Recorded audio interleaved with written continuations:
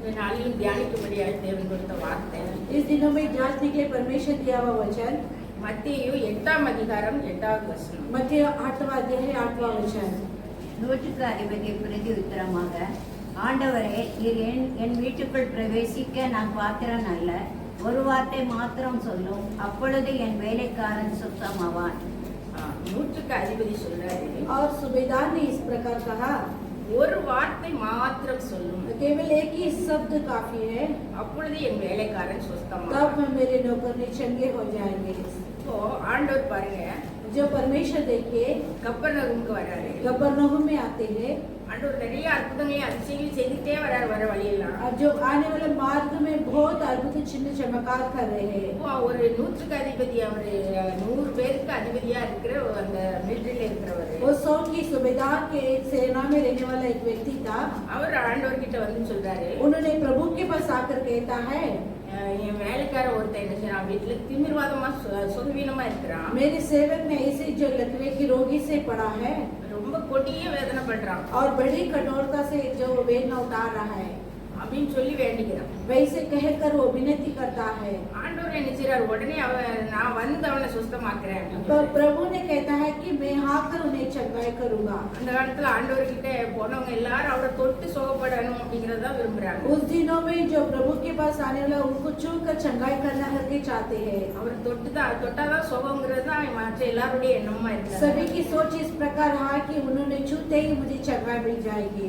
அந்த ஒரு பெரும்பாடுள்ள ஸ்திரீயும் கூட அவர் வஸ்திரத்தின் ஓரத்தையாகவும் தொடுவோன்னு தான் வர்றான். उस रोगी की बीमारी की व्यक्ति ने कहा कि जो उनके वस्त्र को मैं छूंगा कर. ஆனா இந்த நூற்றுக்கு அதிபதி மட்டும் என்ன சொன்னாரு, ஒரு வார்த்தை மாத்திரம் சொன்னா போதும். इस सूबेदार की व्यक्ति ने कहता है कि एक शब्द केवल काफी है.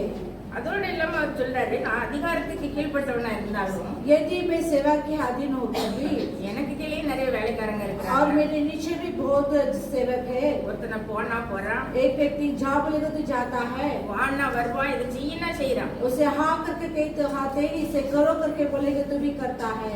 நான் எனக்கு என்னுடைய வார்த்தைக்கே அவ்வளவு மரியாதை இருந்துச்சுன்னா, मेरे शब्द में इतनी आदर रहेगा तो நீ தேவாதி தேவன், உம்முடைய வார்த்தைக்கு எவ்வளவு வல்லமை உண்டு. तुम प्रभु परमेश्वर आपकी जब वचन के लिए कितनी सामर्थ होती है. அதனால ஒரு வார்த்தை மாத்திரம் சொன்னா போதும் அப்படின்னு சொல்றாரு. केवल एक शब्द काफी है. ஆனா ஆண்டவருக்கு ஒரே ஆச்சரியம்.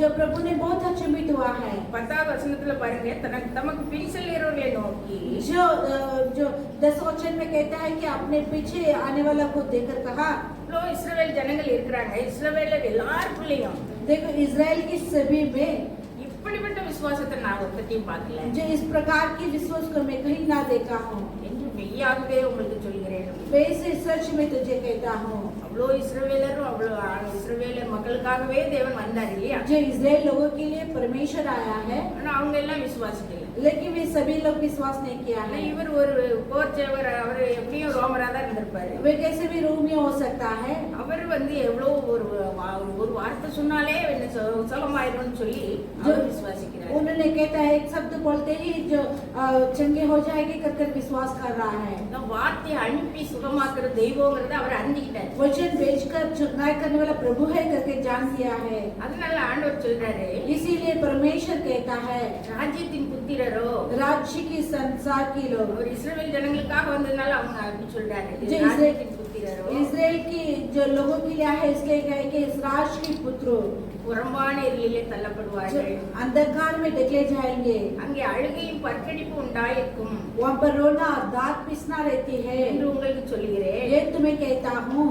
என்று சொல்லிட்டு वैसे कहकर நூற்றுக்கு அதிபதியை பார்த்து அவர் என்ன சொல்றாரு, और सूबेदार को देखकर उन्होंने कहता है, நீ விசுவாசித்தபடியே உனக்கு ஆகட்டும். यदि तुम विश्वास किया है वैसे ही हो जाए कर ஒரு வார்த்தை சொல்லிட்டாரு. एक शब्द बोल दिया है. அந்த நாளிலே அவருடைய வேலைக்காரன் என்ன செஞ்சாரு, उसी समय में उसकी सेवा क्या किया है, சுஸ்தமாயிட்டாரு. चंगे हो गया है. ஒரு வார்த்தை சொன்னாலே போதும். एक शब्द बोलते ही काफी है. ஆண்டவர் சொன்னா அதுல வல்லமை जो இருக்கு. परमेश्वर बोलते ही उनमें सामर्थ होती है. இப்போ நமக்கு வேதத்துல நிறைய வார்த்தைகள் ஆண்டவர் கொடுத்திருக்காரு. अब शास्त्र में बहुत तरह से वचन कहता है. வார்த்தையில எவ்வளவு வல்லமை இருக்குங்கிறது தான் நம்ம இன்னைக்கு பார்க்க போறோம். वचन में कैसी सामर्थ्य करके आज ही देखने वाला வார்த்தை है। எப்படிப்பட்டது, वचन किस प्रकार की है, இதை எப்படி நம்ம इसे விசுவாசிக்கிறோம், कैसे हम विश्वास करना है, ஆண்டவர் எப்படி எதிர்பார்க்கிறாருங்கிறது தான் நம்ம பார்க்கணும். इसे कैसे परमेश्वर ने अपेक्षा करते करके देखेंगे। பாருங்க, யோவான் 12ஆம் அதிகாரம் யோவாन की पुस्तक 12 अध्याय 49-50 வசனம். जो 49 और 50 वचन பாருங்க, வாசிங்க. யோவான் 12:49. யோவான் 12:49 நான் சுயமாய் பேசவில்லை, நான் பேச வேண்டியது இன்னதென்றும் உபதேசிக்க வேண்டியது இன்னதென்றும் என்னை அனுப்பின பிதாவே எனக்கு கட்டளையிட்டார். அவருடைய கட்டளை நித்திய ஜீவனாய் இருக்கிறதென்று அறிவேன். ஆகையால் நான் பேசுகிறவைகளை பிதா எனக்கு சொன்னபடியே பேசுகிறேன் என்றார். பாருங்க, இவர் என்ன சொல்றாரு, इन्होंने क्या कहता है, இயேசுவானவர் புதிய ஏற்பாட்டுல பேசின வார்த்தை எல்லாமே यीशु ने नए करण में जो लिखा हुआ सारे शब्दों में நான் சுயமாவே பேசல, मैं खुद मन से नहीं बोलता हूँ, நான் பேச வேண்டியது எல்லாம் உபதேசிக்க வேண்டியது எல்லாமே பிதாவானவர் சொன்னது மாத்திரம் தான் பேசினேன். जो उपदेश करने वाला जो बातें सब पिता ने कहता वैसे ही मैं बोलता हूँ कर அப்படி சொல்றாரு. वैसे कहता है। அதோட இல்லாம उतना ही नहीं, அவருடைய கட்டளை, அவர் சொன்ன அந்த கட்டளை எல்லாம் उन्होंने कहा उस आज्ञा के अनुसार நித்திய ஜீவனா இருக்கிறது. अनंत जीवन है। அது எல்லாமே அவருடைய வார்த்தை எல்லாமே என்னதான் நித்திய ஜீவனா இருக்கிறது उनके सारे शब्द अनंत जीवन है, அப்படி சொல்றாரு. वैसे कहता அப்போ है। அந்த வசனம் என்னது, நமக்கு वचन क्या है, நித்திய ஜீவனா இருக்கு. अनंत जीवन बनती है। இன்னும் யோவான் 14:10 பாருங்க. जो यौवन 14 और 10 में देखेंगे, நான் பிதாவிலும் பிதா என்னிலும் இருக்கிறதை நீங்கள் விசுவாசிக்கிறதில்லையா?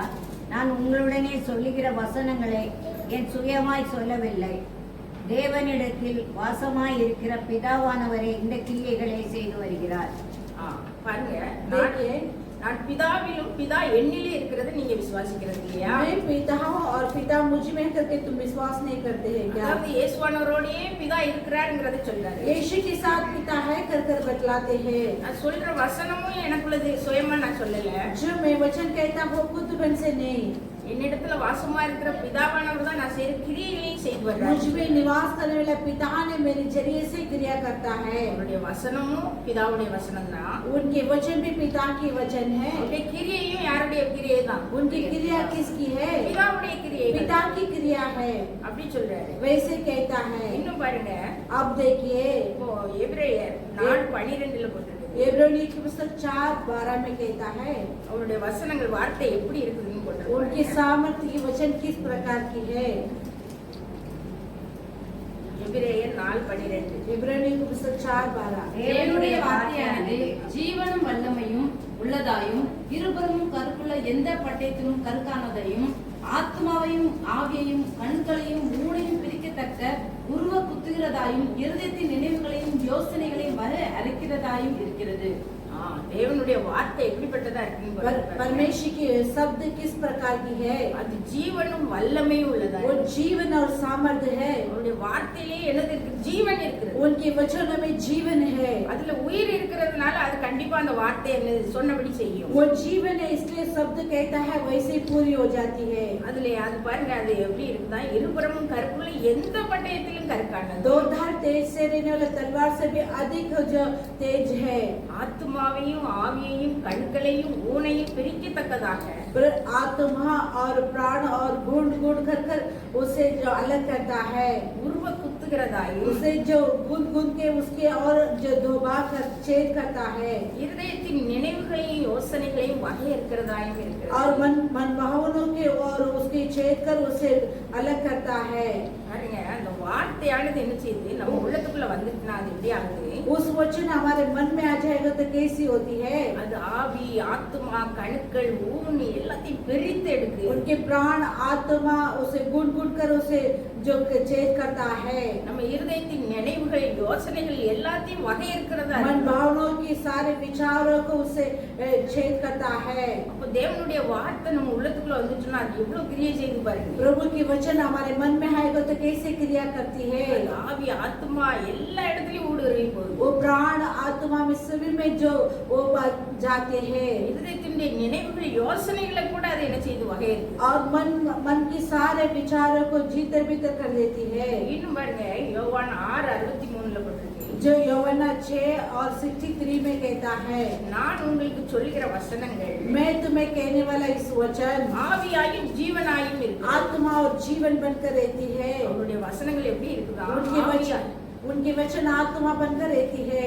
ஆவினா எனக்கு பரிசுத்த ஆவியானது. आत्मा बोले तो पवित्र आत्मा ஜீவனாலே இருக்கிறது. जीवन बनकर भी रहती है। ஜீவன்னா யாரு? நானே வழியும் சத்தியமும் ஜீவனுமா இருக்கிறேன். जीवन बोले तो कोने में मार्ग सत्य जीवन कर அவர் இயேசு கிறிஸ்து என்ன ஜீவன் தான். और यीशु मसीह बोले तो जीवन है। ஓ அவருடைய வசனத்திலே என்னதுல யாரெல்லாம் இருக்கிறா? பரிசுத்த ஆவியானவரும் இயேசு கிறிஸ்துவும் இருக்கிறார். उनके वचन में पवित्र आत्मा और यीशु मसीह है।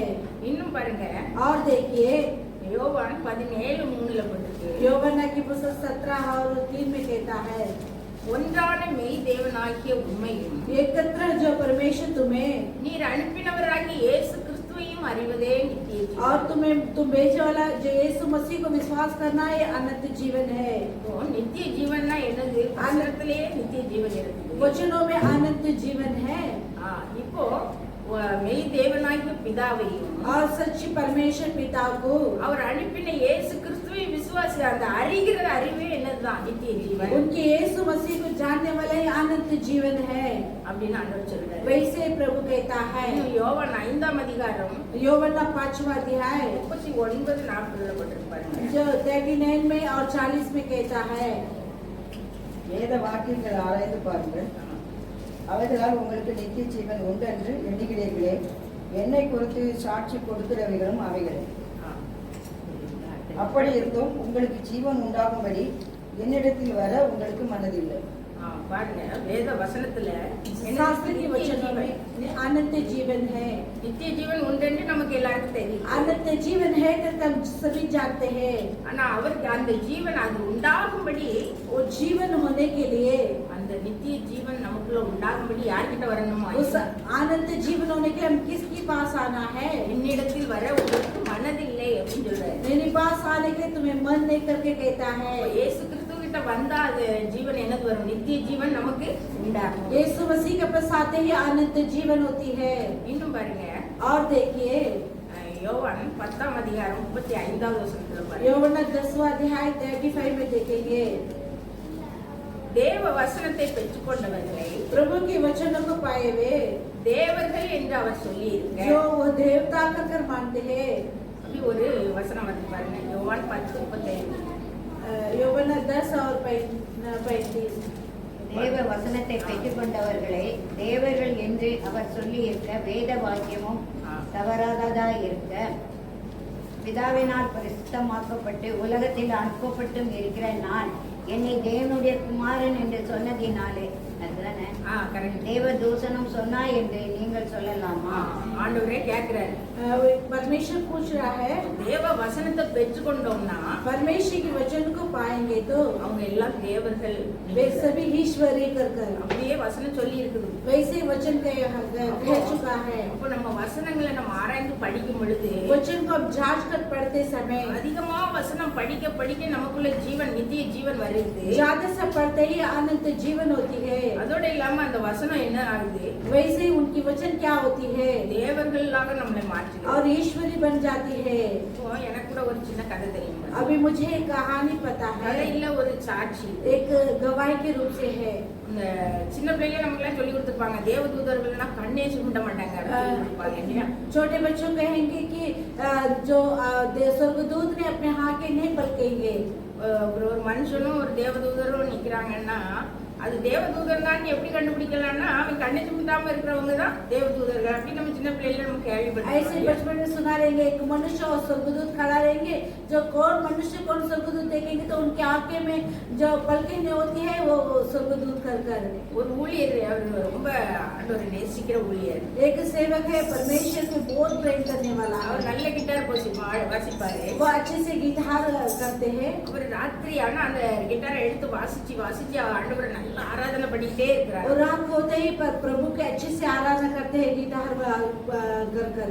தினம் அவர் ஆராதனை பண்ண பண்ண हर रोज आराधना करते ही அவர் ஆராதனை பண்ற இடத்துல தேவதூதர்கள் எல்லாம் இறங்கி வர ஆரம்பிச்சிட்டாங்க. उनके आराधना करते उस जगह पर स्वर्गदूत उतर कर आते हैं। முதல்ல இவருக்கு ரொம்ப ஆச்சரியமா இருந்துச்சு. पहले इनके लिए बहुत अचंभित हुआ है। இப்போ அவரு நல்ல இன்ட்ரெஸ்டா அவர் திரும்பி பாடி பாடி அந்த கிட்டார் போட்டுக்கிட்டே இருக்காரு. फिर से गीत गाकर वैसे ही करते ही ஒவ்வொரு நாள் தேவதூதர்கள் வர்றாங்க, இப்ப டான்ஸ் எல்லாம் ஆடுறாங்க. अब हर एक दिन स्वर्गदूत आते हैं, अच्छे नाच गाते हैं। இப்ப இவர் வந்து நாலு பேரும் அப்படி போட்டுக்கிட்டே இருந்தா நம்ம மனுஷங்க தானே, நம்மளுக்கு என்ன ஆயிரும், டயர்ட் ஆயிரும் இல்லையா? अब हर रोज ऐसे करेंगे तो मनुष्य है ना कभी थके हो जाते हैं। இவர் ஒரு 4 மணி 5 மணி கிட்ட என்ன செய்யறாரு, டயர்ட் ஆக ஆரம்பிச்சிடுறாரு. अभी 4-5 बजे ही होते ही उनकी बहुत थकावट हो जाती ஆனா है। தேவதூதர்களுக்கு என்னது இல்ல, டயர்டே ஆகாது. लेकिन स्वर्गदूत को कभी थकावट नहीं होती है। இவருக்கு தூக்கம் அப்படியே கண்ணெல்லாம் தெரிஞ்ச உடனே அவங்க எல்லாம் திரும்ப பிடிச்சு பிடிச்சு இழுத்து ஆடுறாங்களாம். उनकी जो नींद आते ही उन स्वर्गदूत ने पकड़ कर ऐसे नाचते हैं। அவர் ரொம்ப ஆச்சரியமா சொல்றாரு, அவங்களுக்கு எல்லாம் டயர்டே இல்ல, நமக்கு முடியல அப்படின்னு जो சொல்றாரு. उन्होंने बहुत अच्छे भी से कहता है कि उनके लिए कोई थकावट नहीं है। அப்படி பாருங்க, நம்மளும் தேவ வசனத்தை நம்ம பெற்றுக்கொண்டோம்னா वैसे हम प्रभु के वचन को पा लेंगे तो நம்மளும் தேவர்களை போல மாறிடுவோம். हम भी स्वर्गदूत के समान बन जाएंगे। நமக்கு டயர்டே வராது. हमें कभी थकावट नहीं होती है। அதான் ஆண்டவர் சொல்லி இருக்கிறாரு. इसीलिए प्रभु ने कहता है। இன்னும் பாருங்க, और देखेंगे யோவான் यूहन्ना की पुस्तक 17:17 17 में வசனம் என்ன செய்யுதுன்னு பாருங்க. वचन क्या करती है। உம்முடைய வசனத்தினாலே அவர்களை பரிசுத்தமாக்கும். உம்முடைய வசனமே சத்தியம். உம்முடைய சத்தியத்தினாலே அவர்களை பரிசுத்தமாக்கும். तुम्हारे सत्य से उन्हें पवित्र बनाए। உம்முடைய வசனமே சத்தியம். तेरे जो वचन सत्य है। அப்ப நம்ம வசனத்தை வாசிக்க வாசிக்க நமக்கு என்ன கிடைக்குது? आपकी उनकी वचन को पढ़ते पढ़ते में क्या मिलती है। நம்ம பரிசுத்தமாகிக்கிட்டே இருக்கிறோம். हम पवित्र बनते ही रहेंगे। அதுதான் சொல்லி विषय कहता है। இன்னும் பாருங்க, अब देखिए யோவான் 17:20-21 பாருங்க. यूहन्ना 17-27 देखेंगे। இந்த 17ஆம் அதிகாரம் ஃபுல் வந்து யோவான் 17 ஃபுல்லா यूहन्ना 17 पूरा இயேசுவானவர் வந்து பிதா கிட்ட வேண்டிக் கொள்ளுது. அவர் ஜெபம் தான் அந்த 17ஆம் அதிகாரம் ஃபுல்லா இருக்கு. यीशु मसीह का बस जो मांगते हैं उनकी सारी विनती होती है इसमें। இதுல அவர் அதுல 20-21 வசனத்துல பாருங்க, 21 में देखेंगे। பிதா கிட்ட அவர் சொல்றாரு, நான் இவர்களுக்காக வேண்டிக் கொள்ளுகிறதும் அல்லாமல் जो पिता से केवल मैं इनके लिए जो इनके विषय में मैं विनती नहीं करता, परंतु இவர்களுடைய வார்த்தையினால் என்னை விசுவாசிக்கிறவர்களுக்காகவும் வேண்டிக் और கொள்கிறேன். इनके वचनों से मुझे विश्वास करने वाला के लिए भी मैं विनती करता हूँ। பிதா கிட்ட யாருக்காக வேண்டிக்கிட்டாரா? पिता के पास किनके लिए विनती करता है। பாருங்க, சீஷர்களுக்காக மாத்திரம் அல்ல, सिर्फ चेलों के लिए नहीं, அவங்களுடைய வார்த்தையினால விசுவாசிக்கிற நமக்காகவும் அவர் வேண்டிக்கிறார். उनके शब्दों से विश्वास करने वाला हमारे लिए जरिए भी वो विनती करता है। 21 வசனத்துல பாருங்க, 21 वचन को हम देखेंगे। அவர்கள் எல்லாரும் ஒன்றாய் இருக்கவும் क्योंकि वे सभी एक से होकर பிதாவே நீர் என்னை அனுப்பினதை உலகம் விசுவாசிக்கிறதற்காக जैसे तुमने पिता मुझे भेजा है उसे विश्वास रखने से நீர் என்னிலேயும் நான் உன்னிலேயும் இருக்கிறது तू போல मुझ में और मैं तुझ में रहता हूँ। அவர்கள் எல்லாரும் நம்மில் ஒன்றாய் இருக்கவும் वे सभी हमारे से एक साथ रहने के लिए வேண்டிக் கொள்ளுகிறேன். और उसके लिए मैं विनती करता हूँ। எப்படி பிதாவும் குமாரனும் ஒன்று போல இருக்கிறாங்களோ जैसे पिता और पुत्र एक साथ रहता है, அதுபோல நாமளும் அவங்க கூட அவங்க ரெண்டு பேர் கூட இருக்கிறோம். वैसे हम भी उन दोनों के साथ रहता है। அப்போ எப்படி இருப்போம்? மூவரா இருப்போம். तब हम जो त्रित्व बनकर रहता है, பிதா குமாரன் அப்புறம் நம்ம पिता पुत्र और हम எல்லாரும் ஒன்றாய் இருக்க வேண்டிக் கொள்ளலாம். हम सभी एक साथ रहने के लिए वो विनती करता है। அடுத்தபடி அதே இதுல 23வது வசனத்துல பாருங்க, इसमें 23 वचन को देखेंगे। ஒருமைப்பாட்டில் அவர்கள் தேறினவர்களா இருக்கும்படி வேண்டிக் கொள்கிறார். एकत्र में शुद्ध बनकर रहने के लिए विनती करता है। அவர் இன்னும் நிறைய காரியங்களுக்காக வேண்டிக்கிறார். அந்த ஃபுல்லா அந்த 17ஆம் அதிகாரம் முழுவதும் பிதா கிட்ட நமக்காக வேண்டுகிறார். ये 17 अध्याय पूरा पिता के पास हम मांग रहे हैं उन्होंने। இன்னும் பாருங்க வார்த்தை எப்படிப்பட்ட வார்த்தை. और- யோவான் 14:12 यूहन्ना 14:12 மெய்யாகவே மெய்யாகவே நான் உங்களுக்கு சொல்லுவேன், मैं तुम्हें सच सच कहता हूँ, நான் என் பிதாவினிடத்திற்கு போகிறபடியினால் मैं मेरे पिता के पास जा रहा हूँ। என்னை விசுவாசிக்கிறவன் जो मुझ में विश्वास करता है, நான் செய்கிற கிரியைகளை தானும் செய்வான், जो मैं करने वाला कार्य को करेंगे இவைகளை பார்க்கிலும் பெரிய கிரியைகளையும் और செய்வான். इससे भी बड़े बड़े कामों को करेंगे। இந்த வார்த்தைகளை நம்ம விசுவாசித்து நடக்கும்போது, इस वचनों को विश्वास करके चलते समय வார்த்தைகளை அதிகமா நம்ம வாசிக்கும் பொழுது, और वचनों से ज्यादा से पढ़ते समय நம்ம இருதயத்துல அது உள்ள நம்ம போக போக अपने मन में जाते जाते ही அந்த வார்த்தைகள் என்ன செய்யுது? उस वचन क्या करती है? நம்மளை பலப்படுத்துது, हमें बलवंत करती है, நம்மளை வல்லமை உள்ளவர்களா மாற்றி, हमें सामर्थ्य भरा व्यक्ति के समान बना देती है। அந்த விசுவாசத்தோட நம்ம செய்யும் பொழுது நம்ம என்ன செய்றோம்? அவர் செய்யற இயேசுவானவர் செய்த கிரியைகளை நம்மளும் செய்வோம். विश्वास के जरिए से करते समय यीशु मसीह करने वाला कामों को भी हम करेंगे, அவர் பார்க்கிலும் பெரிய கிரியைகளையும் செய்வோம். उनसे भी बड़े काम करेंगे कर कर कहता है। இன்னும் பாருங்க, மத்திய 21:21 வாசிங்க. और मत्ती 21:21 में पढ़ेंगे।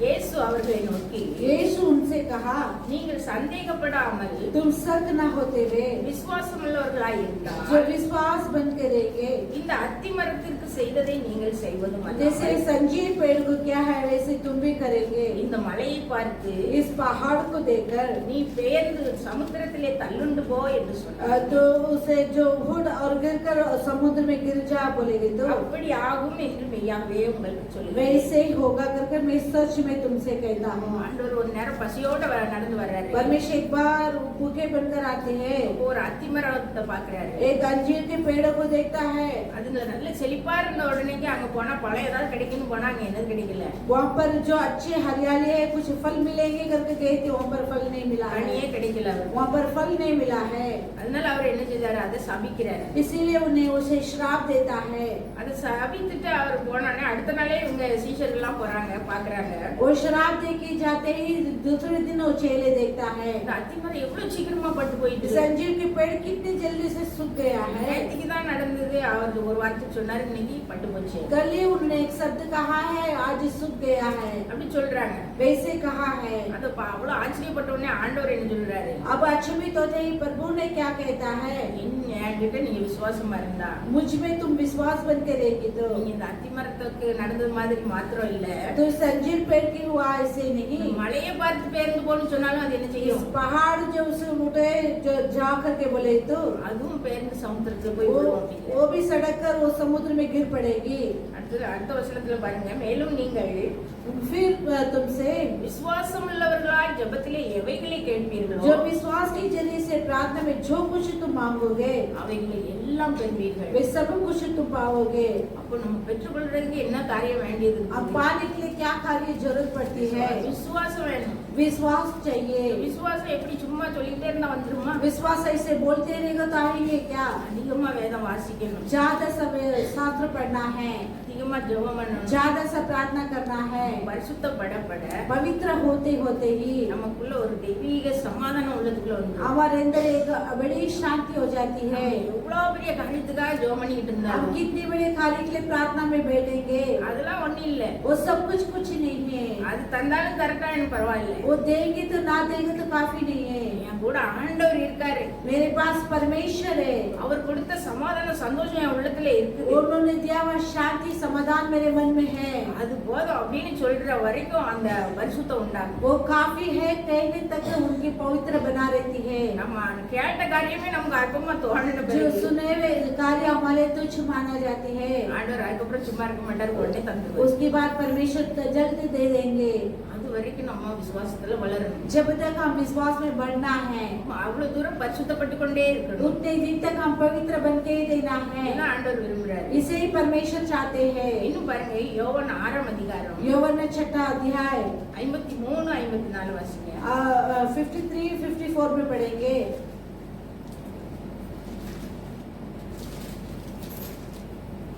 அதற்கு இயேசு அவர்களை நோக்கி, நீங்கள் மனுஷகுமாரனுடைய மாம்சத்தை ருசியாமல் அவருடைய இரத்தத்தை பானம் பண்ணாமல் இருந்தால் உங்களுக்குள்ளே ஜீவனில்லை என்று மெய்யாகவே உங்களுக்கு சொல்கிறேன். என் மாம்சத்தை ருசி என் இரத்தத்தை பானம் பண்ணினவருக்கு நித்திய ஜீவன் உண்டு. நான் அவரை கடைசி நாளில் எழுப்புவேன்.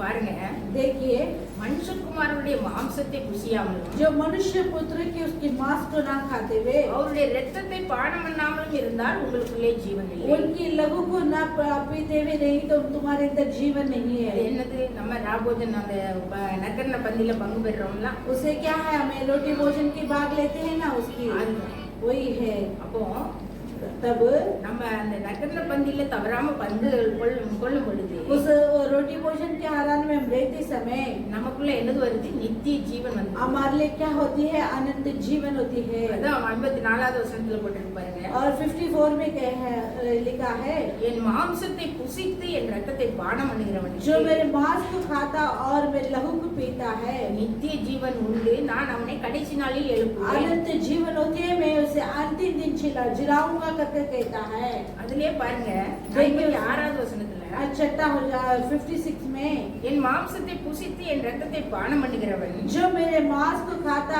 और मेरे लहू को पीता है என்னிலே நிலைத்திருக்கிறான், நானும் அவனிலே मुझ நிலைத்திருக்கிறேன். में सिद्धार्थ बना रहता है, मैं भी उन्हें उसमें बना रहता हूँ। ஆண்டவருக்குள்ள நிலைத்திருக்கிறதுக்கும் என்னது தேவைப்படுது? அந்த நற்கரண பந்தியில பங்கு பெறுறது. और प्रभु के अंदर सिद्ध रहने के लिए भी उसकी लहू की भागीदार होना पड़ती है।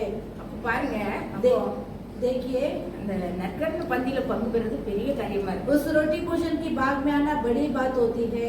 நம்ம சர்ச்சில் நம்ம வந்து 2 நாள் நல்லா ஃபுல் டே உபவாசம் இருப்போம். हमारे चर्च में हम 2 दिन अच्छे से पूरे उपवास रखते हैं। 3வது நாள் நம்ம என்ன செய்வோம்? காலையிலே ஃபாஸ்டிங்கோட நற்கரணை எடுத்து முடிப்போம். तीसरे दिन हम भोर में आकर उसकी रोटी भोजन भाग लेकर फिर उसके बाद हम जाते हैं।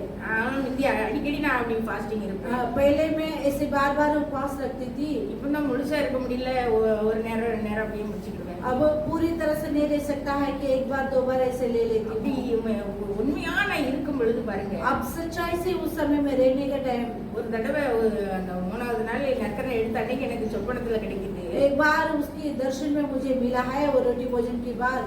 ஒரு 12 வயசு பையன் மாதிரி ஒரு பையன் ஒல்லியா நிக்கிறான். 12 साल की लड़के के समान एक लड़का दुबला पतला रहता है। அந்த பையனுக்கு 1.5 கண்ணு. उसकी लड़का के लिए जो दुमड़ी आके एक तरह அது से, பார்த்தாலே பிசாசு மாதிரி தெரியுது, பிசாசுனே தெரியுது. उसे देखते ही शैतान की सामान मालूम पड़ती है। அந்த பையன் நேரே என் பக்கத்துலயே வந்து நிக்கான். उस लड़का मेरे सामने सीधा के खड़ा रहता है। நான் என்ன செஞ்சேன்? அவன் தலை மேல கையை வைக்கேன். मैं उनके सिर के पर हाथ रखता हूँ। கையை வச்சு இயேசுவின் ரத்தம் ஜெயம், मैं இயேசுவின் ரத்தம் ஜெயம் அப்படி சொல்றேன். हाथ रखकर यीशु मसीह की लहू की जय, यीशु मसीह की लहू की जय करके मैं रखती हूँ। நான் அப்படி சொல்ல சொல்ல அது சின்னதா ஆகி ஆகி அப்படியே கீழே போயிட்டு, मैं इसे कहते कहते वैसे नीचे नीचे होकर नीचे चले जाते हैं। இப்ப அப்படியே கீழே போய் என் கால் கிட்ட வந்தாச்சு. अब नीचे जाके मेरे पैरों तक आ चुके हैं। இப்ப நான் குனியில, நான் என்ன செய்த காலை வச்சு அதை அப்படியே கசக்குது, அப்படியே நசுக்குதேன். अब मैं झुका नहीं हूँ, लेकिन मेरे एड़ी से उसे ऐसे मेरे पैरों से उसे मैं दबा देती हूँ। நசுக்குனா ஒரே ரத்தமா போகுது. उसे दबाते ही बहुत लहू जाता है।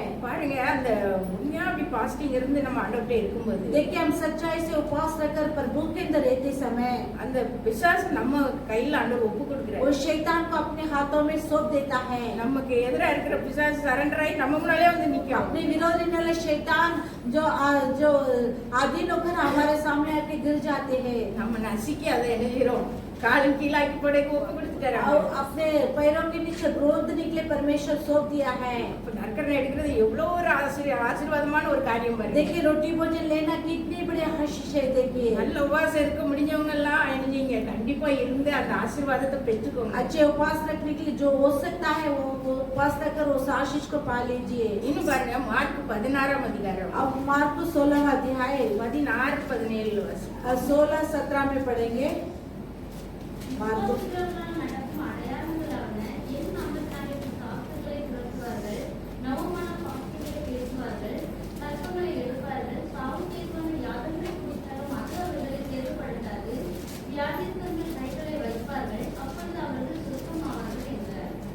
பாருங்க, விசுவாசம் நமக்குள்ள இருந்துட்டு ஆண்டவருடைய வார்த்தைகள் மேல நமக்கு விசுவாசம் வந்துட்டா देखिए, परमेश्वर के ऊपर विश्वास हमारे लिए हो जाएगी तो நம்ம என்ன செய்வோம் பாருங்க. 16ல போட்டிருக்கு, விசுவாசம் உள்ளவனாகி ஞான ஸ்நானம் பெற்றவன். देखिए, 16 अध्याय में कहा जो विश्वास पाकर जो बपतिस्मा लेता है, ஞான விசுவாசத்தோட நம்ம ஆண்டவர் நம்ம சொன்னதெல்லாம் உண்மைங்கிறத விசுவாசித்து நம்ம வந்து ஞானஸ்நானம் எடுக்கும்போது நம்ம என்ன செய்யறோம்? ரட்சிக்கப்பட்டிருக்கோம். जो कहता है उसे विश्वास करते ही हम उद्धार पा लेते हैं। விசுவாசியாதவங்க என்ன செய்யறாங்க? ஆக்கினைக்குள்ளாக जो தீர்க்கப்படுறாங்க. अविश्वासी क्या होते हैं? अग्नि की दंड हो जाती है। இன்னும் விசுவாசிக்கிறவங்களால நடக்கிற அடையாளங்கள்னு சொல்லியிருக்கிறாங்க. अब विश्वास करने वाले से होने वाला अद्भुत काम क्या है? என் நாமத்தினாலே பிசாசுகளை जो துரத்துவார்கள். मेरे नाम से शैतान को भगा देंगे। ஆண்டவருடைய வார்த்தைகளை விசுவாசித்து தேவனை விசுவாசிக்கும் பொழுது परमेश्वर के वचनों को विश्वास करते ही பிசாசுகளை நம்ம துரத்துவோம். हम शैतान को भगा देंगे நவமான பாஷைகளை और பேசுவோம். भिन्न भिन्न भाषा बोलेंगे। நல்ல ஆண்டவருடைய அந்நிய பாஷைகள், நவமான பாஷைகள் நம்ம பேசுவோம். अच्छे भिन्न भिन्न भाषा को हम बोलेंगे। சர்ப்பங்களை எடுப்பார்கள். श्राप नाक खुलेंगे। சாவுக்கு எதுவான யாதொன்றை குடித்தாலும் அது அவர்களை சேதப்படுத்தாது. जो मृत्यु के अनुसार जो कुछ पीता है वो उसे हानि नहीं पहुंचता है। பாருங்க, சர்ப்பங்களை எடுப்பார்கள். और श्रापों को निकालते हैं। சர்ப்பங்கள்னா என்னது? பிசாசு தான். श्राप बोलेगा तो शैतान। அதெல்லாம் நம்ம என்ன செய்வோம்? அதெல்லாம் நம்ம காலு கீழே ஆக்கி वो போட்டுருவோம். अपने कदमों के नीचे कर लेता है। சாவுக்கு எதுவான யாதொன்றை குடித்தாலும் जो मृत्यु के अनुसार जो कुछ हम पी लेता है அது அவர்களை वो சேதப்படுத்தாது. उसे हानि नहीं करता है। என்னத நம்ம விஷத்தையே குடிச்சாலும் நம்மள என்ன செய்யாது? ஒண்ணும் நம்மளை சேதப்படுத்தாது. विष को भी पी तो भी वो हमें कुछ नहीं कर सकता है। விசுவாசம் மாத்திரம் தான் இருந்தா போதும். विश्वास रहना काफी ஆண்டவர் है। நம்மள காத்துக்கிட்டு வரனா போதும். परमेश्वर में संभालेंगे बोलेगा तो काफी है। பாருங்க, வியாதியஸ்தர்கள் மேல் கைகளை வைப்பார். रोगों पर हाथ रखेंगे அப்பொழுது அவர்கள் சுத்தமாவார்கள். तब वो बीमारी चंगे हो जाएंगे। வியாதியஸ்தர் மேல கையை வச்சாலும் சுத்தமாகும். जो रोगियों पर हाथ रखेंगे तो चंगी हो जाती है। எல்லாத்துக்கும் தேவை என்னதான்? सभी की जरूरत क्या है? விசுவாசம் தான். विश्वास है। அப்போ நம்ம வசனத்தை வாசிக்க தான் நமக்கு அந்த விசுவாசம் கூடும். वचन पढ़ते पढ़ते हमारी विश्वास बढ़ती है। அந்த வார்த்தையில தான் அவ்வளவு வல்லமை இருக்கு. इस वचनों में सामर्थ्य बनी है। அந்த வார்த்தையே தேவனா இருக்கு. उस वचन परमेश्वर ईश्वर है। அந்த வார்த்தை நமக்குள்ள வரும்பொழுது நம்மளே தேவர்களா மாற்றுவோம். उस वचन हमारे अंदर है तो हमारे ईश्वर बन जाते हैं। இந்த வார்த்தையினால தான் நம்மளுக்கு நித்திய ஜீவனும் கிடைக்கும். उस शब्द के अनुसार हमारे अनंत जीवन मिलती है। இன்னும் இந்த வார்த்தையில நிறைய வல்லமை இருக்கு. வாசிக்க நிறைய இருக்கு. और पढ़ते पढ़ते और सामर्थ्य बहुत ऐसे है। ஒரு சில காரியங்களை நம்ம பார்த்துருக்கோம். कुछ कार्यों को हम देखे हैं। நம்ம அதனால என்ன செய்வோம்? இனி வார்த்தைக்கு அதிக முக்கியத்துவம் अब கொடுப்போம். वचन के लिए ज्यादा सा गेम देंगे। ஒவ்வொரு நாள் 5 அதிகாரம் படிச்சோம்னா இன்னும் அடுத்தால 7 அதிகாரமாவது வாசிக்கிறதுக்கு நம்ம தீர்மானம் பண்ணுவோம். एक दिन 5 अध्याय पढ़ेंगे तो और निर्णय करेंगे 7 अध्याय पढ़ने के लिए। கர்த்தர் தாமே இந்த வார்த்தைகளை प्रभु यीशु मसीह शब्दों को आशीष करेंगे। ஜெபம் பண்ணுவோம். प्रार्थना करेंगे। ஹalleluya. நன்றியோடு துதிக்கிறோம். பெற்றி மகத்துவங்களை பற்றி சொன்ன மாதிரி கொஞ்சம் பார்த்தோம்னா நமக்கு ஈரடைய செய்யும். शास्त्र की महत्व को हमने अच्छे से देखा, वही हमें जिला देती है। அல்லேலூயா. हालेलुया। ஆதியிலே வார்த்தை இருந்தது. आदि में वचन था, அந்த வார்த்தை वचन தேவனிடத்தில் இருந்தது. परमेश्वर के पास रहा। அந்த வார்த்தை वचन அப்ப இதுல இருக்க ஒவ்வொரு வார்த்தையும் என்னதான் இருக்கு? इसमें रहने हर एक शब्द தேவனா இருக்கு. परमेश्वर बन के रहती है। அவர் மாம்சமாயி வார்த்தை தானே மாம்சமாச்சு. जो वचन ही शरीर हुआ ना, அந்த வார்த்தை நமக்குள்ள இருக்கு. उस शब्द हमारे अंदर है। அதான் யோவான் 1:4 அவருக்குள் ஜீவன் இருந்தது. யோவாना में लिखता है उनके अंदर அந்த जीवन है। ஜீவன் மனுஷனுக்கு ஒளியா இருந்தது. उस मनुष्य के लिए ज्योति रहा। 34 சங்கீதத்துல அவன் தேவன் அருளிய வேதம் அவன் இருதயத்தில் இருக்கபடினால 37 की भजन संगीता में उनके देवता देने वाला वचन उनके मन में है। நடைகள் ஒன்று பேசுறது. उनके चाल चलन कभी ना फिसलता है। சங்கீதம் 37:31. भजन संगीता 37 और வேதம்னா அவருடைய வசனங்கள். और शास्त्र बोले तो उनके वचन। அவனுடைய தேவன் அருளிய வேதம் அவன் இருதயத்தில் இருக்கிறது. उनकी देवता देने वाला जो वचन उनके हृदय में है। அப்ப யாருக்கெல்லாம் வார்த்தை உள்ளத்துல பெருகுதோ அவங்க நடைகள் என்ன செய்யாதா? जिनके अंदर परमेश्वर के वचन है उनके चाल चलन कभी ना फिसलता है। லூக்கா அப்போஸ்தலர்கள் எழுதும்போது சொல்றாங்க. लूका प्रेरित में लिखा है, தெசலோனிக்கேயரை விட பெரையா சபையார் நற்குணசாலிகளா இருந்தாங்க. थिस्सलुनीके और जो से भी बढ़कर बेरिया कलीसिया वाले बहुत वचन में से ஏன் सिद्ध நற்குணசாலியா रहा। இருந்தாங்க? क्यों ऐसे अच्छी வேதத்தை ஆராய்ந்து பார்த்தாங்க. शास्त्र को जांच कर देखता है। அல்லேலூயா. கொஞ்சம் பேர் தான் நம்ம हम வந்திருக்கோம். थोड़े लोग आए हैं, வேணும் தெரியும். शास्त्र को जानते ஆனா हैं, ஆராய்ந்து பார்த்தா நம்ம எப்படி இருப்போமா? लेकिन उसके जांच के देखे तो कैसे रहेंगे? अच्छे गुण वाली रहेंगे। அல்லேலூயா. அல்லேலூயா. 119ஆம் சங்கீதம் 105 வசனம் சொல்லுது. 119 105 भजन संगीता कहता है, கர்த்தருடைய வசனம் பாரு. பாதைக்கு வெளிச்சம். பாதைக்கு தீபமும் பாதைக்கு வெளிச்சம். வாசிங்க. மனப்பாடம் தான் வருது. உம்முடைய வசனம் என் கால்களுக்கு தீபமும் என் பாதைக்கு வெளிச்சமுமாய் இருக்கிறது. உம்முடைய வசனம் तुम्हारी वचन என் கால்களுக்கு मेरे पैरों के लिए வெளிச்சம். और दीपक। நம்ம நாளைக்கு என்ன செய்வோம், मैं நம்ம कल- என்ன செய்வோம்னு கவலையே कल வேண்டாம். क्या करूंगा करके चिंता ही नहीं चाहिए। இப்படி கவலையே வேண்டாம் வேண்டாம்னு போற இடம்லாம் சொல்லிட்டு போறேன் நான். वैसे चिंता नहीं चाहिए क्योंकि जाने वाले मार्ग में कहीं कर சொல்லிட்டு போறேன். ऐसे तो बोल के जा रहे हैं क्या? அப்போ ஒரு அசைவு இருக்கு. तब एक हिलावट होती है, நம்மளை யாரும் என்ன செய்ய முடியாது, हमें कोई भी क्या नहीं कर அசைக்கப்பட सकता, முடியாது. उसे कोई हिला नहीं सकता हमें। பரிசுத்தவான்கள் எல்லாருக்கும் அவருடைய வார்த்தை சென்று पवित्र लोगों के सभी के उनकी शब्द होती है, அவங்க பெரிய பெரிய காரியங்கள் செய்வாங்க. उन्होंने बड़े बड़े कामों को करेंगे। நம்மள மாதிரி பெண்கள் நிறைய பேர் இருக்காங்க. हमारे जैसे महिला बहुत है, அவங்க பெரிய பெரிய காரியம் செய்வாங்க. उन्होंने बड़े बड़े काम को करते हैं। அல்லேலூயா. हालेलुया। சாராளுக்கு ஒரு வார்த்தை வச்சு सारा के लिए एक वचन அதை है, நம்பல. वो भरोसा नहीं किया है, அதனால ஆண்டவர் அவங்களை மேன்மைப்படுத்துவார். इसके लिए परमेश्वर ने उन्नति करता है। நமக்கு வார்த்தை வந்து கொண்டே இருக்கும். हमारे लिए भी शब्द आती रहती है। அல்லேலூயா. हालेलुया। ஆபிரகாமுக்கு ஒரு வார்த்தை வச்சு अब्राहम के लिए एक शब्द गया है, என்ன வச்சு, क्या? உன் இனத்தையும் तेरे जाति ஜனத்தையும் விட்டு तेरे जो जाति तेरे धर्म को छोड़ के रहा। அல்லேலூயா. அல்லேலூயா. இப்படி பைபிள் பூரா அவருடைய வார்த்தையால் நிறைஞ்சிருக்கு. सारे बाइबल में उनके वचनों से भरा हुआ அந்த है। வார்த்தை நிறைஞ்ச மாத்திரத்துல பேதுரு மறுதலிச்சாரு. उनके शब्द होते ही पतरस ने इनकार किया है। அபிஷேகம் பெற்று அந்த வார்த்தை அவருக்குள்ள ஜொலித்தது. अभिषेक भरकर उनके अंदर उनकी वचन ज्योतिवा है।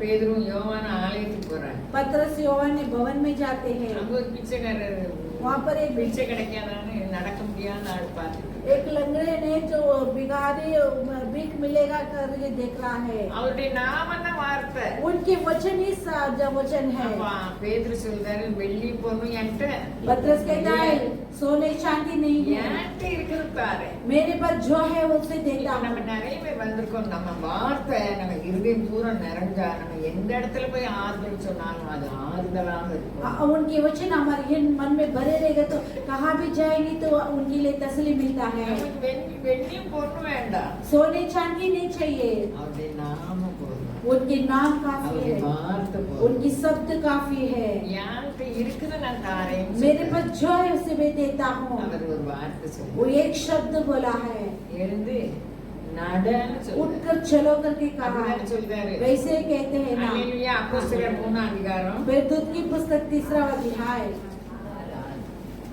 வாசிப்போம். அப்பொழுது பேதுரு, வெள்ளியும் பொன்னும் என்னிடத்தில் இல்லை, என்னிடத்தில் உள்ளதை உனக்கு தருகிறேன். நசரேயனாகிய இயேசு கிறிஸ்துவின் நாமத்தினாலே நீ எழுந்து நட என்று சொல்லி, அல்லேலூயா. அல்லேலூயா. நம்ம பார்த்தோம்ல இப்போ யோவான் 17 யோவான் 17 में देखे हैं। நான் உங்களுக்காக மாத்திரமில்ல, உங்க மூலமா யாரெல்லாம் விசுவாசிச்சாங்களோ அந்த வசனம் வாசிப்போம். 17 யோவான் 17 சொன்னாங்க.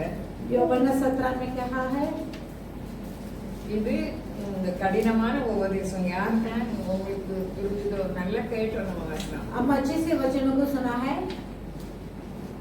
20 வசனம் 17 அதிகாரம் 17 अध्याय 20 वचन, இவர்களுக்காக வேண்டிக் கொள்கிறதும் அல்லாமல் इनके लिए जो विनती करता है, இவர்களுடைய வார்த்தைகள் என்னை விசுவாசிக்கிறவர்களுக்காகவும் வேண்டிக் கொள்கிறேன். इनकी वचन मेरे विश्वास करने वाला को भी मैं विनती लेता அப்ப हूँ। இந்த வார்த்தை போயிட்டே இருக்கு, விருத்தி எடுத்துட்டே अब इस वचन बढ़ते ही जा रहा है। அப்ப அந்த வார்த்தை கேட்டவங்க அங்க उस விசுவாசிக்க शब्द सुनने वाले वहाँ पर विश्वास रखते அந்த हैं। விசுவாசிக்கிறவங்களுக்காக நான் வேண்டிக் கொள்வேன். विश्वास करने वाले के लिए मैं विनती करता हूँ कर சீசர்களுக்காக மாத்திரம் நான் வேண்டிக் கொள்ள மாட்டேன். चेलों के लिए सिर्फ नहीं, சீசர்கள் மூலமா யாரெல்லாம் கேட்டாங்களோ அவங்களுக்காக வேண்டிக் चेले के கொள்வேன். जरिए से जो कुछ मांगता है उनके लिए भी मैं विनती करता हूँ। ஜீவநதி, இந்த வார்த்தை ஜீவநதி. जीवन की नदियाँ हैं, அந்த ஜீவநதி நமக்குள்ள இருக்கு. उस जीवन की नदी हमारे अंदर बसे है। நமக்கும் ஆரோக்கியம் கிடைக்கும். हमारे लिए भी आरोग्यता मिलती है, போற இடத்துக்கு ஆரோக்கியம் கிடைக்கும். जाने वाला मार्ग में दिखाने के लिए। हालेलुया। வார்த்தை அவங்க பெரையா சபையா இப்படியா இருக்குது அப்படின்னு வசனத்தை ஆராய்ந்து बेरेया कलीसिया वाला ऐसे है कि अगर के शास्त्र को जांचने लगे। தெசலோனிக்கே நற்குணசாலியா இருந்திருக்காங்க. தெசலோனிக்கே कलीसिया अच्छे गुण वाले थे। அவங்கள பார்க்கலாம் उनसे भी बढ़कर சபையா बेरेया कलीसिया वाला நற்குணசாலி अच्छे गुण वाली होती है। कहाँ है? Hallelujah hallelujah. கனி கொடுத்தாங்க. और अच्छे फल दिया है। लूका 13 அதிகாரத்துல நம்ம பார்ப்போம். लूका 13 अध्याय में हम देखते हैं एक अंजीर की पेड़ थी। लूका 13 எடுப்போம். लूका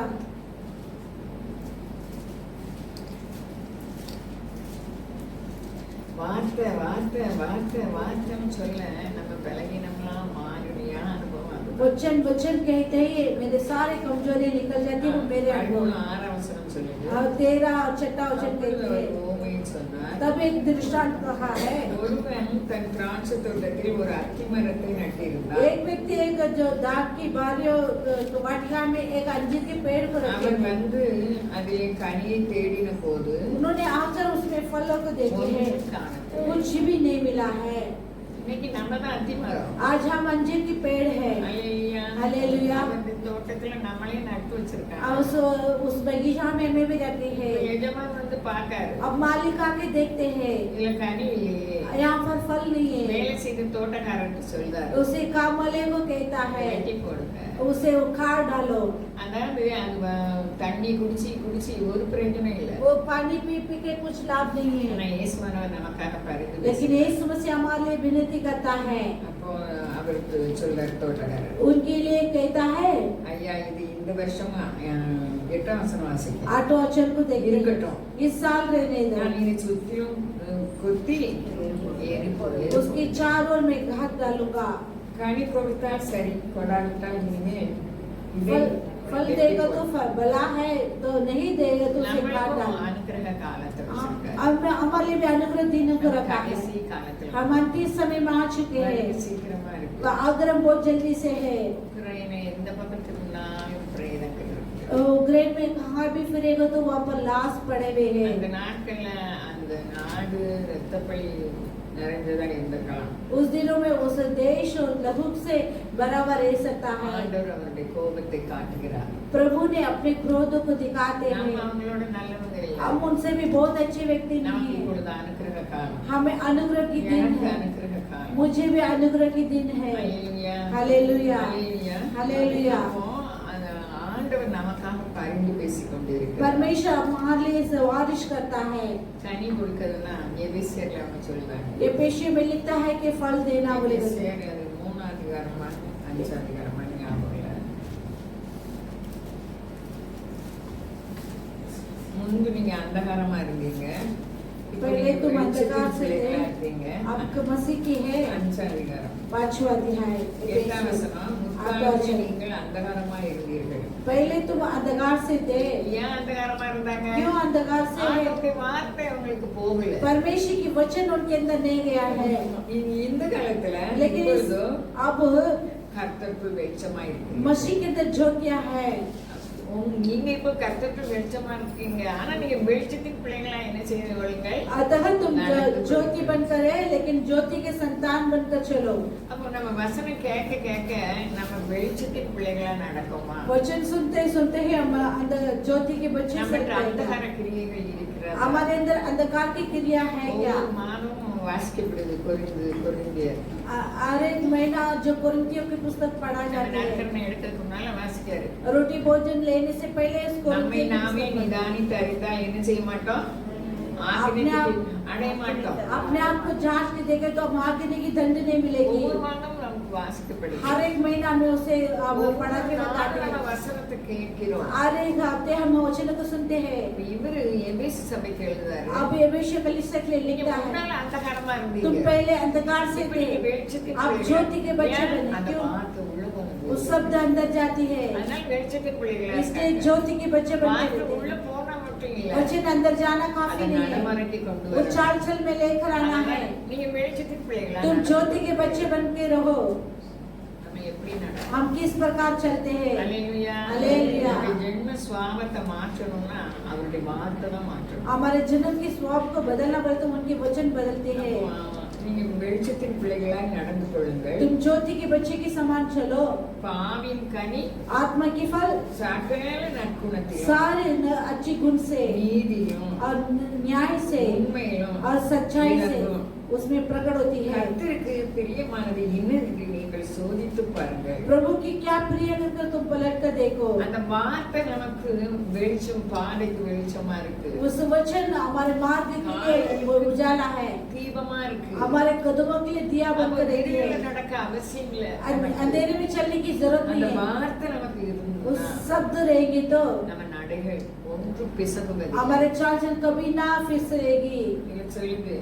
अब कहता है 11ஆம் வசனம், கனியற்ற அந்தகார கிரியைகளுக்கு உடன்படாமல் बिना फल की जो अंधकार की क्रिया में ना रहते அவைகளை हैं, கடிந்து கொள்ளுங்கள். उसे जो डांटो।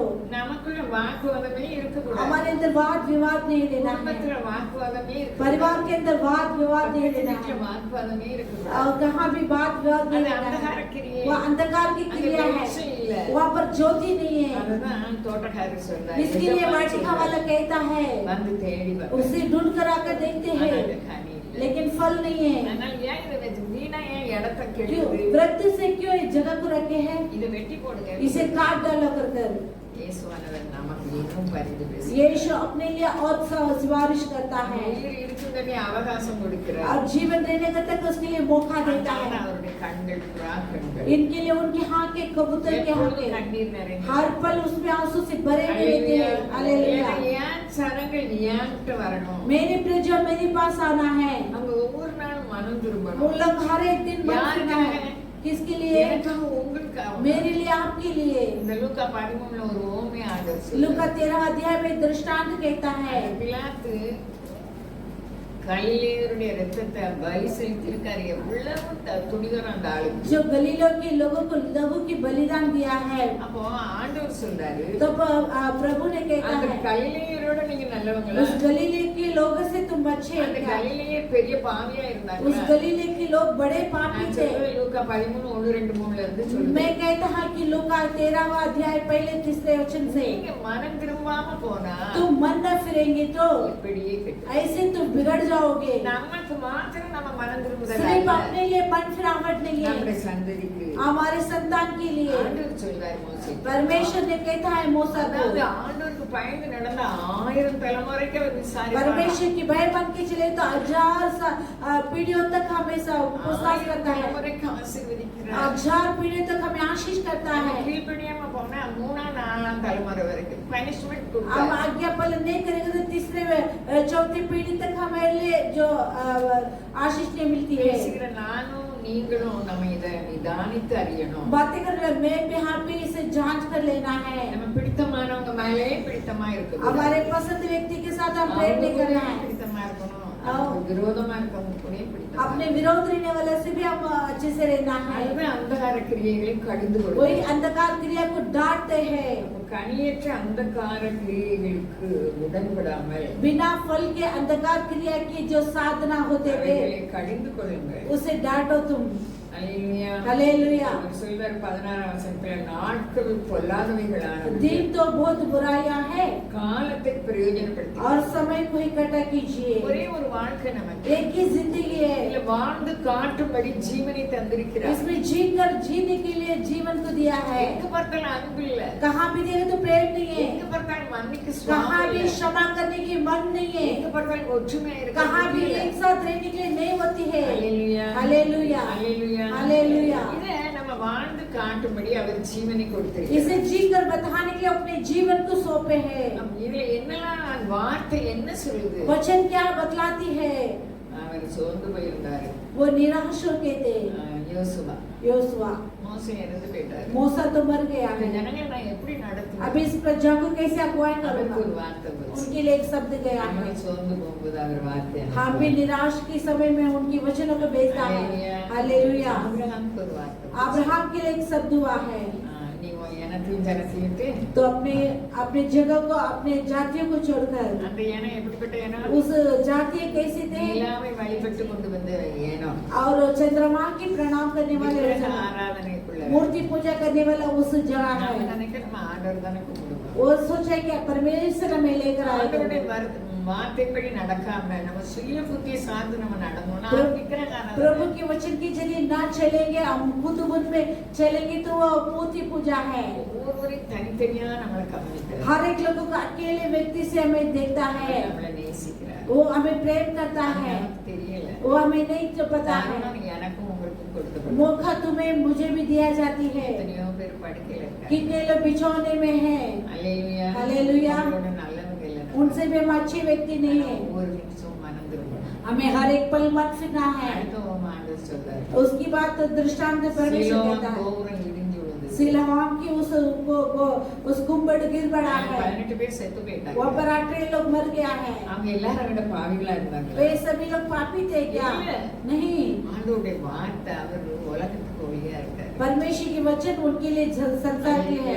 हालेलुया। நம்மளை பார்த்து சொன்னாரு நீங்க உலகத்துக்கு வெளிச்சம் हमें देख के कहता है कि तुम संसार के लिए उजाला है। நம்ம வெளிச்சமா இருக்கோம் हम भी जो जो उजाला बनकर रहना है, அன்பிலே பூரணமாய் हम நடக்கும்படி प्रेम में अच्छी से चलने के அவர் लिए ஜீவனை वो கொடுத்திருக்காரு जीवन को दिया है। நமக்கு अंधகார கிரியைகள் இருக்கக்கூடாது हमें अंधकार की क्रिया नहीं रहना है। இரவு பகல் நம்ம பார்க்காது हमें देखता है நம்ம மூலமா வல்லமை விளங்கும் अपने जरिए सामर्थ प्रकट होने நம்மை के பற்றி लिए, உத்தம இதயத்தோடு अपने बारे में सच्चे करे இது मन से ஆஷாவுக்கு सोचेंगे। போன வார்த்தை अभी आशा के लिए அது नया நமக்கு वचन, लिए। वो अपने लिए है।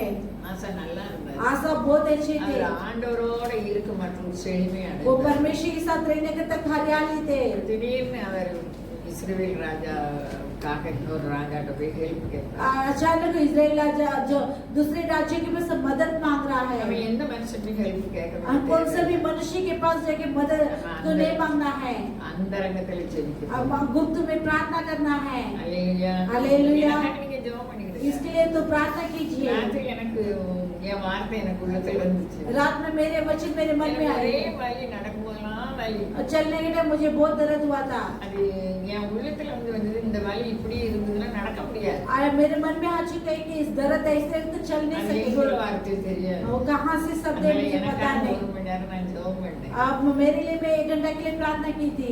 அல்லேலூயா அல்லேலூயா.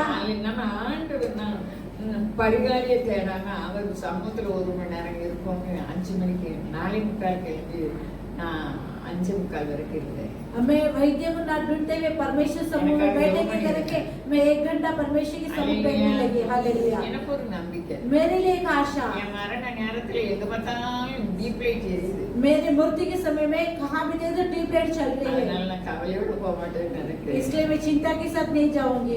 இத்தனை பரிசுத்தவான்கள்லாம் படுக்கையில இருக்காங்க कितने पवित्र लोग बिछौनी में हैं। அவங்களோட இப்ப என்ன நீ வியாதி ரொம்ப இருக்கு अब कहाँ बीमारी ज्यादा है முடக்குவாதம் और जो लकवे की बीमारियां, கேன்சர் कैंसर, இது ரொம்ப இருக்கு ये बहुत है। அல்லேலூயா அல்லேலூயா. நம்ம எவ்வளவாய் தேவனுக்கு பயப்படுறோம் हम कितने प्रभु की भय मानना நம்ம है। வாயிலிருந்து வர வார்த்தை தேவ வார்த்தையா இருக்கணும் मुंह से निकलने वाले शब्द परमेश्वर की शब्द बनना है। நம்ம வார்த்தை நம்ம சரீரத்தை கட்டும் हमारे शब्द हमारे शरीर को बांधती நம்ம है। வார்த்தை நம்ம சரீரத்துல आप- பலவீனம் உண்டாக்கும் अपने शरीर अपने शब्द हमारे இப்ப शरीर நம்ம में நல்ல कमजोरी செழிப்பா आती है। இருக்கலாம், நம்ம பலனா இருக்கலாம் हम बल से हो सकते हैं, ஆனா எப்ப நம்ம பலவீனப்படுவோம்னு நமக்கு தெரியாது लेकिन कब हम कमजोरी होंगे हमें नहीं पता है। நம்ம மேன்மை பாராட்ட हम घमंडी करने के लिए कुछ भी நம்ம नहीं ஒவ்வொரு है। நாளும் நானும் நீங்களும் அவர் சமூகத்துல தாழ்த்தணும் हर एक दिन उनके समूह में मध्यम करना है, மற்றவரோட ஐக்கியமா இருக்கணும் दूसरे के साथ अच्छे मेल मिलाप होना ஐக்கியமா है। இருக்கும்போது பிசாசு வெட்கப்பட்டு போவோம் मेल मिलाप रहते समय शैतान लज्जित हो जाएंगे।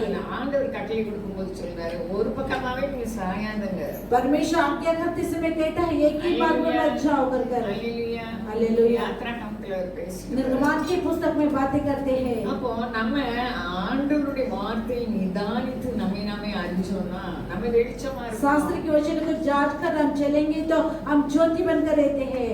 நம்மளை பார்த்து சொன்னாரு அவரு हमें देखे उन्होंने कहता है நீங்க வெளிச்சமா இருக்கீங்க तुम संसार के लिए ज्योति அப்ப हो। அந்தகாரத்திலே நமக்கு இருக்கக்கூடாது अंधकार की क्रिया हमारे अंदर नहीं रहना है। நமக்கு அவர் வார்த்தையா हमारे भी शब्दों को बेच रहा है, அவர் உண்மை वो உள்ளவர் सच्चा व्यक्ति है। வார்த்தையை பற்றி நம்ம கொஞ்சம் கேட்டோம் वचन के जरिए थोड़े நம்ம सुने, நேரம் கேட்க हर प्रलम सुनने वाला அது वचन வல்லமை உள்ளது. सामर्थ्य भरी அது है, ஜீவனா वो இருக்கு. जीवन बन के அது रहते அக்கினியா हैं, இருக்கு. वो अग्नि बन के அது रहते கண்மலை हैं, நூறு वो சம்மட்டியா இருக்கு. चट्टान को तोड़ने वाला एक நமக்கு எவ்வளவு हथौड़ी के பிரச்சனை समान வரலாம். हम कितने भी आ அந்த सकते हैं, வார்த்தை நமக்குள் கிரியை सब செய்தார். तो हमारे अंदर क्रिया நம்ம करना है, அசைக்கப்படுவதில்லை. हम डगमगा के नहीं जाएंगे। அல்லேலூயா. हालेलुया, அல்லேலூயா. हालेलुया। நம்ம வார்த்தை நிறைஞ்சிருந்தா அங்க சமாதானம் இருக்கும். वचन भर के रहेगा तो हम पर அந்த शांति, முகத்துல தேவ கிருபை இருக்கு. हमारे अंदर परमेश्वर की अनुग्रह है, வெளிச்சம் இருக்குது. वो ज्योति है। அல்லேலூயா. हालेलुया, அல்லேலூயா. हालेलूया। இருளின் ஆதிக்கத்தில் இருக்க எத்தனையோ மக்கள் இருக்காங்க. अंधकार की जो रहने वाला कार्य कितने लोग हैं, சமயம் இருக்கும்போது समय रहने का நம்ம टाइम கிறிஸ்தவ வீட்டுல அவங்கள என்கரேஜ் பண்ணதுக்கு நம்ம போகணும். मसीह के घर वाले से उन्हें एंकरेज करने के लिए जाना है, அவங்களை பற்றி விசாரிக்கணும். उनके बारे में पूछताछ அவங்க करना ஆவியில है, எப்படி இருக்காங்கன்னு கவனிக்கணும். आत्मा में कैसे करके देखना है। அல்லேலூயா. हालेलुया। நரகம் மோசமானது. नरक बहुत बुराइयां हैं, யாரு நரகத்துக்கு போவா, யாருக்கு பரலோகம் தெரியும்? किसे नरक जाएंगे, कौन स्वर्ग जाएंगे, पता नहीं। நான் தெருவிலே போயிட்டு இருந்தேன் ஒரு தடவை, ரொம்ப வருஷத்துக்கு முன்னால, ஒரு 5-6 வருஷத்துக்கு முன்னால. 5-6 साल के पहले मैं सड़क में जा रही थी, அப்போ அப்போ ஒரு பொம்பளையால எனக்கு வழியே சண்டைக்கு வந்தாங்க. तब एक औरत ने मुझे झगड़ा में उनके साथ में बातें नहीं की थी, என்னைய பார்த்தே அவங்க சொன்னாங்க, मुझे देखिए उन्होंने कहती है மோட்சம் யாருக்கு நரகம் யாருக்குன்னு எனக்குன்னே பேசுனாங்க. नरक किसके लिए है और स्वर्गराज किसके लिए करके पूछने நான் அவங்ககிட்ட लगी। ஒண்ணும் சொல்லல. मैं उनके पास कुछ उत्तर नहीं दी थी। பிறகு அதே முடுக்கல போகும்போது இந்த வாலிபங்களாம் சேர்ந்து கேலி செஞ்சாங்க, என்னை அல்லேலூயா அல்லேலூயான்னு. फिर उसी गली में जाते समय मुझे टट्टा उड़ाने लगे कि हालेलुया हालेलुया அப்புறம் करके। அந்த கல்வியிலேயே நான் போகவே மாட்டேன். फिर उसके बाद वो गली में मैं नहीं जाती நம்மளுக்கு थी, ஆண்டவர் பாதுகாப்பு தராரு. देखिए फिर भी परमेश्वर में सुरक्षा देता है, வார்த்தை எனக்கும் உங்களுக்கும் நிலைச்சிருக்கும். उनके शब्द मेरे अंदर आपके अंदर बने रहना है। ஆண்டவர் பேசிட்டு இருக்காரு. परमेश्वर पिता से बातें பிதா कर रहा है, என்னிலும் நான் அவரிலும் இருக்குதுன்னு உங்களுக்கு தெரியலையான்னு கேட்காரு. पिता मुझ में मैं उनमें रहता हूँ कि तुम्हें नहीं जानते हैं क्या। நம்மளை பற்றி ஆண்டவர் சொல்லும்போது யோவான் 15 நீங்கள் என்னிலும் என் வார்த்தைகள் உங்களிலும் நிலைத்திருந்தா நீங்க கேட்டுக்கொள்வது எதுவோ அது உங்களுக்கு செய்யப்படும். யோவாन 15 अध्याय में कहता है कि तुम मुझ में मैं तुझ में जो बने रहेंगे तो जो कुछ तुम मांगेंगे मेरे पिता उसे पूरी करता है। சகல பிரஸ்தாபத்தை பாருங்கள், அவர் வார்த்தையை மேன்மைப்படுத்தியிருக்கார். सारे प्रस्ताव से बढ़कर उनके वचनों को महिमा किया है। அவருடைய வார்த்தை அந்த சமாரியா பெண்ணுக்கு போனது. उनके शब्द उस सामरी स्त्री के अंदर गई थी, அந்த சமாரியா பெண் மேல யாருமே அன்பா उस இருக்கு सामरी स्त्री के साथ कोई भी प्रेम से नहीं रहते हैं, ஒதுக்கி வச்சிருந்தது. संसार से ढकल कर रखे ஏன்னா हैं அவங்க நடைமுறை. क्योंकि उनकी चाल चलन। ஆனா ஆண்டவர் ஒதுக்கி வச்சவங்களை பார்த்து போறாரு. लेकिन परमेश्वर जो ढकल कर रखा है उनके पास जाते हैं, எனக்கு தண்ணி தான்னு கேட்க मुझे पानी दो करके நமக்கு தெரிஞ்ச விஷயம் தான். वो जानते हैं அந்த ஜீவ வார்த்தை वहाँ पर जीवन की அந்த शब्द அம்மாவுக்கு போகுது. उस माची के अंदर जाती है, அவ பாரம்லாம் उनके सारे बोझ निकल இந்த जाते हैं। நாளில் நம்ம வந்திருக்க நிறைய காரியங்களை நம்ம ஒருவேளை பாரமா इस இருக்கு. दिनों में आए हुए कार्य में बहुत बोझ के साथ हम हो सकते हैं, அந்த வார்த்தையை ஆராய்ந்து நம்ம பார்த்து उस शब्द का जांच कर देखेंगे, அல்லேலூயா. அல்லேலூயா. சோர்வடையலாம். आप निराश हो सकते हैं। வார்த்தை சொல்லுது சோர்ந்து போயிருக்கு அவர் பலன் அளிக்கிறவர். वचन कहता है कि निराश के लोगों को बल देता சத்துவம் है, இல்லாதவர்களுக்கு जो சத்துவத்தை பெருக जो செய்கிறார். बलहीनता को बल देता है। அவருடைய வார்த்தை எவ்வளவு அழகானது. उनके शब्द कितनी सुंदरता நம்ம है। சோர்ந்து போகும்போது அவர் சோர்வை ஏசாயா 40 அதிகாரத்தில் अब निराश के समय में उनके शब्दों को देता யாரை है, பலப்படுத்துகிறார்? जिसे बल करता है। அந்த ஏசாயா 40 சொல்றாரு, जैसे 40 में कहता है கர்த்தருக்கு காத்திருக்கிறவர். मसीह के अंदर बाढ़ जो रहता है, நிறைய சூழ்நிலைகள் நம்ம வருது. बहुत परिश्रम हमारे आती பணி है, செய்யக்கூடாது யாருக்கும். நிறைய சூழ்நிலைகள் நமக்கு வருது. बहुत परिस्थिति हमारे நம்ம आती பணி है, செய்யக்கூடாது. हम उससे उत्तर नहीं करना அவங்களுக்காக है, ஜெபிக்கணும். उनके लिए அந்த प्रार्थना தேவ करना, மனிதர் वो- மனுஷியா वो ஆகணும். परमेश्वर के मनुष्य बनना है। நம்ம ஆண்டவருக்கு காத்திருக்கும் போது அவர் பணி செய்வார். वो हम प्रभु के लिए बाढ़ जो रहती है அதுக்காக उन्हें அவங்க करना है, நஷ்டம் அடையணும்னு இல்ல. उनके लिए नष्ट होना करके நம்ம नहीं, ஜெபிக்கும் போது அவங்களையும் हम மாற்றுவார். प्रार्थना करते समय उन्हें भी बदल देते हैं। அல்லேலூயா. ஏசாயா 40 அதிகாரத்தில் ऐसे 40 अध्याय में कहता है, சத்துவம் இல்லாதவர்களுக்கு ஆமா சோர்ந்து போயிருந்தவர் பலன் கொடுத்து वो निराश के लोगों को बल देता है। சத்துவம்னா என்னது? और जो बल बोलेगा तो நேத்து ஒரு வீட்டுக்குள்ள நான் பேசுறேன். சத்துவம்னா என்ன சொல்லுங்க? और बल बोलेगा நம்ம तो क्या வீட்டுல है? தோசை எடுக்கிற சட்டாப்பம் சொல்லுவோம். என்ன சொல்லுவோம்? சத்துவம் சொல்லுவோமா சட்டாப்பம் சொல்லுவோமா? हमारे डोसा करते हैं उसके लिए बोलते हैं என்ன चम्मच, சொல்றீங்க? சட்டாப்பம் கிடையாது, அது சத்துவம். उसके लिए जैसे बल அந்த करके कहता தோசையை है, எப்படி செய்து वो उल्टा कर நம்ம देंगे। சத்துவம் இல்லாதவங்களா இருக்கோம். हमारे बलहीनता हो सकती அந்த है। வேத வசனம் நமக்குள்ள வரும். शास्त्र के वचन हमारे अंदर आते அது समय சத்துவமாக நம்ம वो மாறும். हमारे बलवंत बनता है, நம்ம வாழ்க்கையே மாற்றி போடுது. हमारी जिंदगी को भी बदल அந்த देती है। வசனம் பெருகி उस விசுவாசம் वचन बढ़ते हैं। ஆண்டு என்ன காரியத்துக்கு நம்ம கவலை कौन से कार्य के लिए चिंता उठाना है, நேர்த்தியாய் நடத்தும். हम अच्छे से चलेंगे।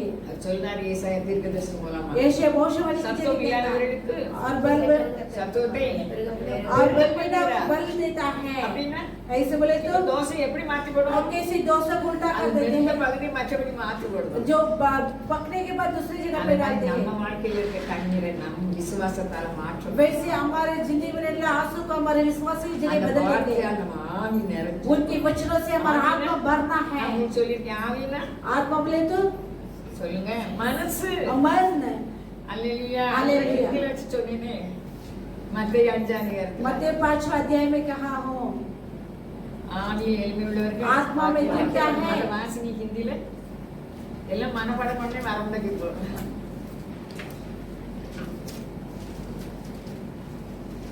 ஆவியில் எளிமை உள்ளவர்கள் பாக்கியவான்கள். आत्मा में जिंदा है वो धन्य व्यक्ति है।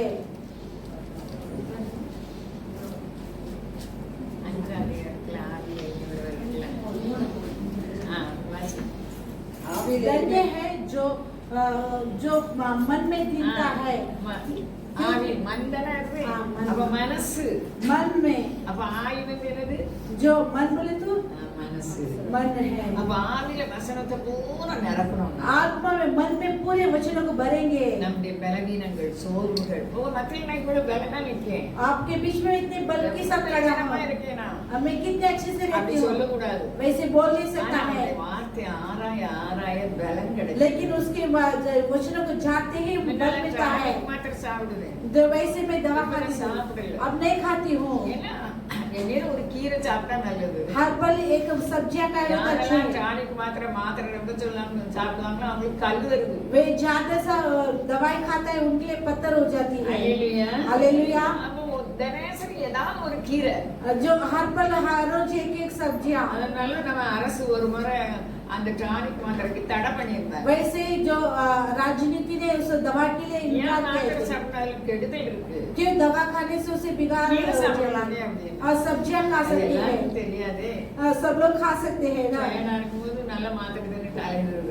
थके रहने टाइम वो बाजी खा सकते हैं। வசனத்தை உட்கொள்ள எவ்வளவு பலசாலியா இருக்கும். वचन खाते खाते हम कितने बलवंत हो जाते हैं। அல்லேலூயா. हालेलुया। நம்ம பாக்கியவான்கள். हम धन्य व्यक्ति है। வேதத்தின் மகத்துவங்களை எழுதி தந்தார். शास्त्र के महत्व को मैं लिख के दिया है।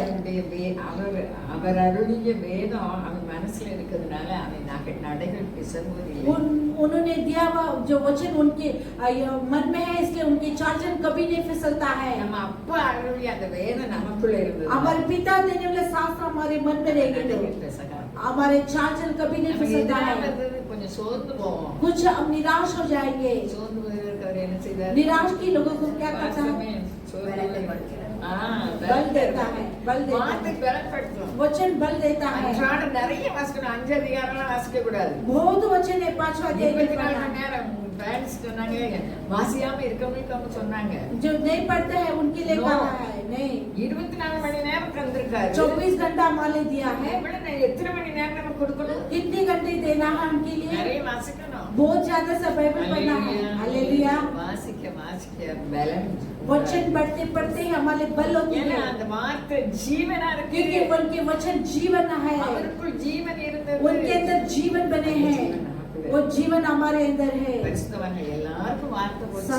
सारे पवित्र लोगों के लिए शब्द गया है। அவங்கெல்லாம் தேறினவர்களாக வாழ்ந்து காட்டி ஜெயம் वे எடுத்தார்கள். सब सिद्ध बनकर जीकर बताने लगे। நானும் நீங்களும் வாழ்ந்து காட்டி मैं भी अभी जीकर बतना है। ஜீவனை தந்திருக்காரு. जीवन दिए हैं। எத்தனையோ பேர் செத்து போயிட்டாங்க. कितने लोग मर चुके हैं, வேண்டியவங்களெல்லாம் இறந்து போறாங்க. हमारे कितने जो चाहिए वे सब मर जाते நம்மளுக்கு हैं। அனுக்கிரக காலம் வச்சிருக்காரு. हमें अनुग्रह के दिन रखे கனி हैं, தேடுகிறார். हमें ढूंढ रहा है। கனி நம்மகிட்ட இருக்கு. फल है क्या नहीं அந்தகார करता, கிரியைகளை அழிப்போம். अंधकार की क्रिया को मिटा देंगे। வெளிச்சத்தின் பிள்ளைகளா हम மாறுவோம். ज्योति के बच्चे की समान அந்த चलेंगे। சத்தியம் நமக்குள்ளே इस இருக்கட்டும். सत्य हमारे अंदर என்ன रहना है। பிரச்சனை வாழ்க்கை? कोई भी समस्या नहीं நம்ம है, அவர் சமூகத்துக்கு கொண்டு போவோம். उनके समूह में लेकर பைபிள்ல जाएंगे। இருக்குல்ல, எசேக்கியா சின்ன ராஜா. ऐसे के छोटे राजा था, நீ ஹalleluya. हालेलुया। அவரு அந்த தூஷணமா சனகரிப் பேசினதை தேவ சமூகத்துக்கு கொண்டு போனார். सनगरीब ने निंदा से बातें किया, उसे परमेश्वर समूह में ஒரே लेकर ஒரு गया। தூதன் एक ही स्वर्गदूत 1,85,000 பராக்கிரமசாலிகள் போட்டு 1,86,000 की जो पराक्रमशाली நம்ம को मार பிரச்சனை डाला है। லேசான காரியம் हमारे आसान कार्य नहीं அவரை किए, நம்புவோம். उन्हें भरोसा நம்ம रखेंगे, வெட்கப்பட்டு போக மாட்டோம். हम लज्जित होकर नहीं நம்ம जाएंगे, குறைகளை அவர் हमारे நிறைவேற்றுவார். कमियों को भर देंगे, வசனத்தால் நிரப்புவார். वचन से भर जाएंगे। அப்படிப்பட்ட கிருபை इस प्रकार के अनुग्रह देंगे, गीत गाते समय दान लिए जाएंगे, पाठ पढ़ी तो गाएंगे।